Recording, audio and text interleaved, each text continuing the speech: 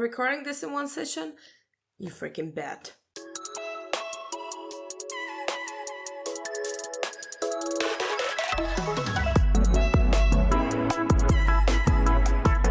Welcome back to a second part of my empties video. We have so much stuff to go through.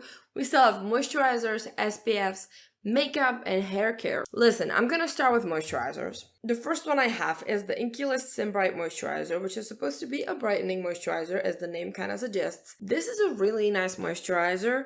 I was actually very surprised by it. I wasn't expecting a lot.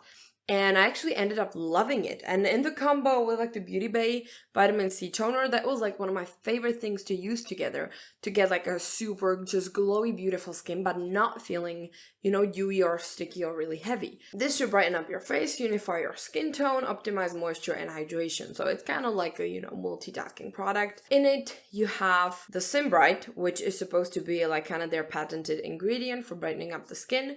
Also Kakadu plum extract, which is very high in vitamin C, and red algae, which is for the hydration. So, you know, kind of something from every category. And this was incredible moisturizer. It wasn't glittery, it wasn't, you know, too dewy, it was very lightweight, synced in perfectly fine, and left you with such a nice glowy skin. Just perfect. Like, this is a very good moisturizer, and I feel like not enough people talk about this. Everyone loves their Omega moisturizer, which I don't even like that much. This one is where it's at. Another moisturizer that I very successfully used up is the Bonajour Green Tea Water Balm, which is supposed to be just a very lightweight moisturizer. It's actually supposed to be like a dupe for the Ionic Centella Moisture Cream, which is not at all, I would like to say at first. Those are not similar at all, in my opinion. But it's a nice moisturizer. It's supposed to be very lightweight. In my opinion, it wasn't the lightest. It kind of left my skin feeling a little bit, I don't know, like there was a film over it that was a little bit too heavy. I don't know, it just didn't feel right. And, you know, you have the green tea, you have your peptides, so a bit of antioxidants, a bit of anti-aging. It's a good mixture of ingredients for sure. And it's mostly focused on keeping the moisture in the skin and preventing moisture loss, which is always very nice. And I mostly used it at night because this just is a property that I like at night. I also used it very often at night after all my skincare and before my like night mask. I didn't like completely love it, but it was an okay moisturizer, I guess. Another one that I have is also from Primark. This is the PS Futures Bright Featherweight Gel Moisturizer. You know, the Featherweight really got me because I was like, okay, so it's not even lightweight. It's even lighter than lightweight. I gotta see that. And I surely did, and I freaking loved it. Like, this is such a good moisturizer. Go and get it. This one and the multi-peptide serum are like Primark's best skincare. Okay, you heard it here first. You did. Now listen, it's so lightweight, like so lightweight. It's incredible in texture. Also, the packaging is very convenient. It's super slim, small, easy to travel with. It has this very thin nozzle, so it's not messy. You get 45 milliliters of product, which is also very decent. So good packaging, great price also. And just overall very nice thing. One big downside of this is that you cannot really find the ingredients because they're on the box. So once you throw out the box, you're kind of like just screwed. But what I could find was that there's hyaluronic acid in it, also watermelon and pineapple extract. Yeah, there is a form of vitamin C in this. It is supposed to be also brightening, but also hydrating. So it should brighten, hydrate, and soften your skin. Just the holy trinity. A very well-rounded, well-formulated, super lightweight, great moisturizer. I was very surprised by this and I really, really enjoyed it. Another moisturizer I have is the Fluff Superfoods Sleeping Cream. Again, I have a whole video on Fluff if you want to see more details about this. But this is just supposed to be like a night cream with some crushed moonstone, which is kind of funny. It has soy oil, passion fruit oil, some antioxidants, and it's supposed to be regenerating, anti-aging, hydrating, and smoothing for your skin. So all the perfect stuff for night. It also smells really good. I don't know what it is.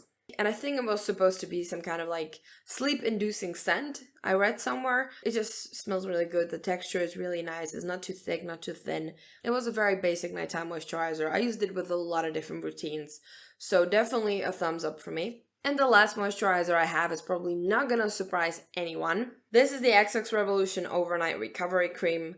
Listen, the supremacy of this moisturizer prevails. This is, and probably will be for a very long time, the best nighttime moisturizer I use. Like, this is just amazing. It still is amazing. It's not the cheapest, and I'm very scared they're gonna discontinue it. In this beautiful white box, you have prebiotics, hyaluronic acid, panthenol, and some shea butter for the texture, but it doesn't clog my pores whatsoever. And it's just so beautifully balancing and smoothing and soothing and hydrating moisturizer that makes your skin feel so good. Like, seriously, this should be everywhere. You know, one of these to every household, seriously. Now let's move on to SPFs. I feel like it's always fun to talk about SPFs, and I'm actually working on another Korean SPF video, so you might hear this a couple times. But this is the Thank You Farmer Sun Protect Light Sun Essence SPF 50+. This is a great SPF, and I actually got it because I love the Thank You Farmer Water Cream SPF. That one is like my favorite sunscreen ever. But this one also felt like, you know, something that I could really try and like. And I did like it, not as much as the water cream one, but very much. So this one is very lightweight. It's supposed to be cooling a little bit to the skin to reduce redness and irritation. So it contains aloe and sachet Inkey oil and also lotus flower water. It's kind of supposed to do a little bit more than just protect you from the sun, which is very obvious as it has the broad spectrum protection, but it should also soften any fine lines, boost skin's resilience, and it's fast absorbing and definitely non-greasy. So if you are a fan of very lightweight Korean moisturizers that don't leave any residue, this is where you should look. It is hydrating, but it's also oil controlling. So that is why it's not as hydrating as the water cream one. This one is kind of supposed to like keep your oils at bay, which can be very nice, especially when you're traveling to like a hotter climate. And it has like a natural, almost a bit matte finish. Not very matte like powdery, but more like, you know, the natural semi-matte. It doesn't leave you very dewy is what I'm trying to say. And it is a very good SPF. Another SPF that's going to be forever in my heart is the Ozon Hyaluron Sonnen Fluid. This is from the Rossmann drugstore, and this is their, I think, last year's limited edition hyaluronic acid SPF. This is one of the best things they ever did. This year they did some pretty cool stuff too, which I will show you in a short time, I hope. But this was like one of my favorite sunscreens ever. I love the packaging, it's quite slim, so it was very easy for me to travel with it and just use it on vacation and use it up. So yeah, it is SPF 50, it is broad spectrum protection again, it is a chemical sunscreen just like the last one. And for me, this was like a very good everyday SPF. It is waterproof, which can be a little bit annoying in some sunscreens, but with this one, I found it like very fine. It wasn't like too rubbery on the skin, too masky, which is nice. And it is also supposed to be very long wearing and lightweight, which I all agree with totally. It is super hydrating and like really just lightweight and creamy and sinks in super fast. So for the price, this was probably the best SPF you could get last year. This year they did very well with their SPFs as well and kind of kept this texture going, which I'm very happy about because they're becoming some of the best SPFs on the market, and this one definitely was. And the last one I have is kind of an old-timer. I've had this for a while, but I finally used it up. This is the Hello Sunday, the one that's a serum, SPF 45. This is like a, you know, serum bottle SPF, so it really does have the dropper and everything. And this one I was kind of like in a love and hate relationship with. I didn't love it at first at all, then I kind of liked it, then I stopped using it, then I kept using it again. There was a whole thing behind it, but overall it is a serum SPF that is very nice. It gives you super like neutral, not too shiny finish, and it absorbs really well. Now, it is a chemical sunscreen, it is fragrance free, and it does offer you a broad spectrum protection, which I think is very good. And yeah, it was not my favorite, but I did use it at the end. I did quite like it, but now again, it's not my favorite. I feel like this is quite an expensive SPF, and if you like it something like this, which you can get for like a fraction of the price, I guess it really depends a lot on your priorities. This was a nice sunscreen. Would I buy this again? Absolutely not, because I have so many better ones that are cheaper and that I like a lot more that I don't feel like I will be coming back to this. But if you want to try it, then yeah, go for it. It's a good SPF. And now we made it to the makeup category. There's like surprisingly a lot of makeup in this video. I did use up the Wet n Wild Primefocus Primer Serum. This is their hydrating serum primer. I think it was the first one they launched, which was like pink. But it was supposed to be kind of like, you know, in the glowy hydrating serum primer era when the Laneige came out with their makeup serum, which I do love. This is very different, but it's very lightweight, hydrating, super simple primer. I did actually quite enjoy using it. And for me, it's usually very much about the hydration. So this was a nicely hydrating primer. It wasn't too thick, it wasn't too funny with its texture. So I could use it with a whole variety of foundations, from like powder ones to stick ones to liquid ones. It worked really well with many different textures. In it, you had glycerin, green tea, and rose water, so some kind of skincare benefits as well. And it's also very affordable. So this, a very nice, very basic primer. Another primer I managed to use up was the Essence Fix and Last Makeup Gripping Jelly Primer. I was actually, I don't know, I feel like I started using this so recently and it's gone all of a sudden. But this became like one of my favorite gripping primers because it wasn't so gripping. Because some primers are so sticky and so grippy that they kind of make it hard for you to spread the foundation. But this one had just everything right. The amount of hydration, the longevity of everything I put on it, and the stickiness and the gripping. You know, just a great balance. Plus the price, just unbeatable. So this was like a really good primer. I feel like they really did something well with this one. And I feel like I would definitely buy it again. Another one that I have is not like completely gone. Like you can still see a little bit, but it's like almost unusable. I sometimes use it to like spot correct. So this is the Maybelline SuperStay 24-Hour Hybrid Powder Foundation. This was my probably second favorite foundation in a powder form of all time. This is so good. It just keeps you matte for so long. It looks super natural. It's not too dry, not too matte. It's just a good powder foundation. And I love a good powder foundation. I do have the shade 3 and it was just super reliable. You could build up the coverage from like medium if you went in with like a really fluffy brush to like full coverage if you went in with like a puff or one of these sponges that these come with. Really just one of my all-time favorites. So I am very heavily thinking of repurchasing it because I loved traveling with it even in the summer because it was transfer resistant, water resistant, and sweat resistant, which is super important. So even though I don't have a very oily skin, in the summer when I sweat, this was just lasting and lasting for hours and hours and hours.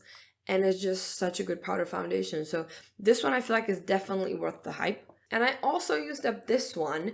This is the Rimmel Lasting Finish Buildable Coverage Powder Foundation. I just use it to like spot correct sometimes, but it's pretty much gone. Like you cannot just use this. Well, this is also a powder foundation, but this one, even though I have the shade 002 Pearl, is a bit too dark for me. Like right now, I wouldn't get away with that. So that's a little bit annoying, but it is like a very lightweight, kind of soft touch powder foundation. It gives you like a nice plushy finish on the face. It's definitely not as heavy duty as the Maybelline one though. Like this one is gonna, you know, sweat through and wear off and it's just not gonna look good for as long. But it is supposed to control shine without feeling dry, which is fair. This one feels even less dry on the skin, but it's definitely not as reliable when it comes to the sweat and everything. So yeah, I feel like the coverage is a little bit lower on this one. It was more like a medium. You could build it a bit, but definitely not too full. It also claimed to be like transfer sweat and waterproof, but I wouldn't say so in my experience. Really, I didn't find it that long lasting. It's definitely nice, and in like milder climates, it's fine. But if you're going on like a summer vacation, I would not choose to go with the Rimmel one unless you have like a super dry skin. Another thing I have is the NARS very dirty tinted smudge proof eyeshadow base in the shade Light. They stopped making this. And I'm very mad that they stopped. Because if I knew, I would buy like 5 bottles when I was buying this on sale. I'm just a little bit mad now. So this is one of the best eyeshadow primers I've ever had. It was just the right coverage, just the right tone, just the right texture.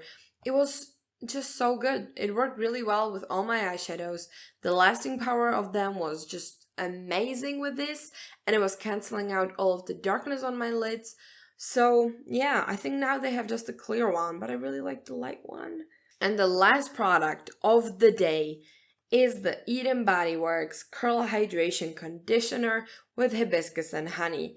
I know it looks like there's still something in it, trust me, there is not. But this is just conditioner that's supposed to be for curly hair. It's a very hydrating one.